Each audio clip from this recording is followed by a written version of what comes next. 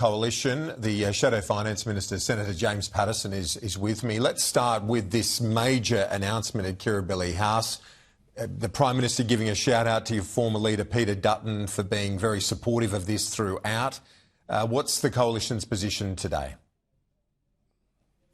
Well, I'm proud that we voted for this legislation in Parliament. I'm proud that Peter Dutton didn't just support it as opposition leader, but frankly led the debate and announced our support for this approach before the government adopted it as their policy, because we strongly believe in the principle that social media is not a safe place for children. Children should not be on social media for all the very powerful reasons that Florence articulated there in her speech at the event. It has an impact on developing brains. There are enormous mental health harms come from it, and sometimes it even ends in tragedy. Having said that, I am concerned about the way in which the government, in particular Anika Wells as Minister, has implemented this. You've seen in your reporting by Trudy McIntosh just earlier that there are other social media platforms that are not included in this ban that are booming today, that are the #1 downloaded apps online, because the government has made strange choices to include some apps but not include others. And if all this does is drive people away from more mainstream social media channels like the Facebooks and Instagrams and YouTubes of the world to more marginal social media channels that are probably even less safe, then I don't think we've made any improvements. So I think the government is going to have a watching brief on this and adapt it as necessary to make sure it's working. Yeah, isn't that the inevitable nature of these things when you're dealing with such a movable feast like technology and social media, that they will have to, as you say, and in your words, keep a watching brief on it? That's sort of almost inevitable, isn't it, given the nature of it? I agree with that, Kieran, but some of it is so self-evident that I think greater steps could have been taken to anticipate it. I mean, some of those social media platforms that I won't name here that have been rising on the App Store's download list today, people have been warning about them for weeks. People have been saying these are the kind of platforms that children will migrate to continue to be online in defiance of the ban. And so the government has the power by regulation to include or exclude different social media platforms. There's nothing stopping the Minister from doing it today or yesterday or last week, except I think, frankly, the distraction of her expenses scandal, which really has meant she hasn't had her eye on the ball. And on the expenses question, the Prime Minister's backing her in 100%. He says that sports ministers go to sport events. Shock horror, that's the nature of these things. Is there any clear breach here of the rules?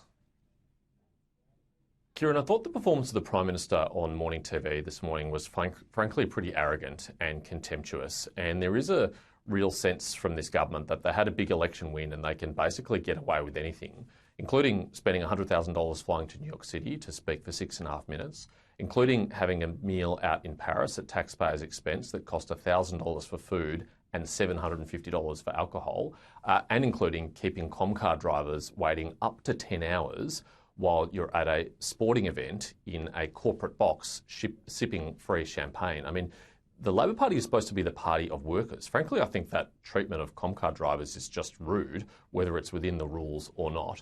And so I don't think it's sufficient that it's been referred to IPIA only for an independent investigation. I think there's a chance the Ministerial Code of Conduct has also been breached. It should be referred to the Secretary of PM&C to investigate, and Minister Wells should stand aside while that investigation takes place, as is standard practice.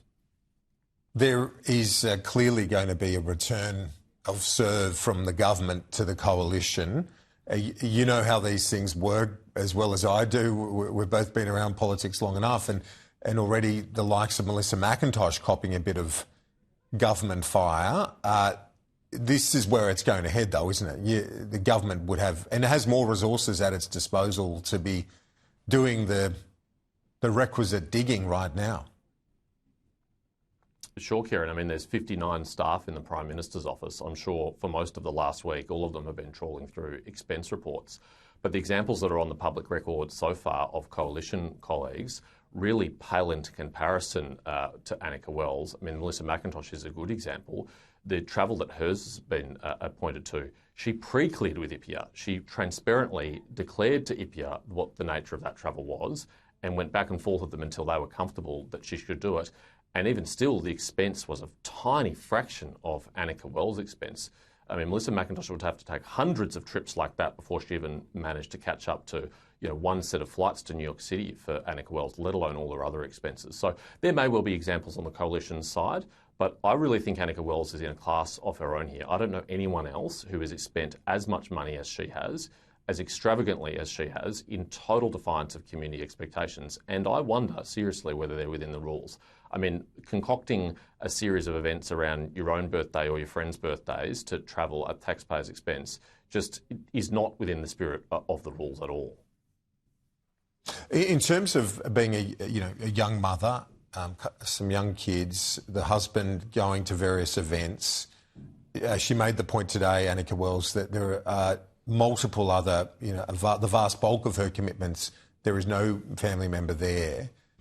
As a sports minister, do we have to take a different set of expectations, I guess, and especially, as a young mother? I would say 2 points here, Kieran. I am not one of those people who says that family reunion travel should be abolished altogether. I think it is appropriate, and I think it does make it easier for young parents, myself included, to have a parliamentary career and still have a family life. And I have used it, for example, for my family to come to Canberra, and I think it could also be appropriate from time to time in other cities as well, depending on the circumstances. But I don't think that the Boxing Day Test, the Grand Final, the Australian Open, the NRL Grand Final, the Logies and Oasis tickets are really consistent with reasonable community expectations here. And I think that particularly when you also fail to disclose those tickets in a timely way and you only disclose them when the media asks about it.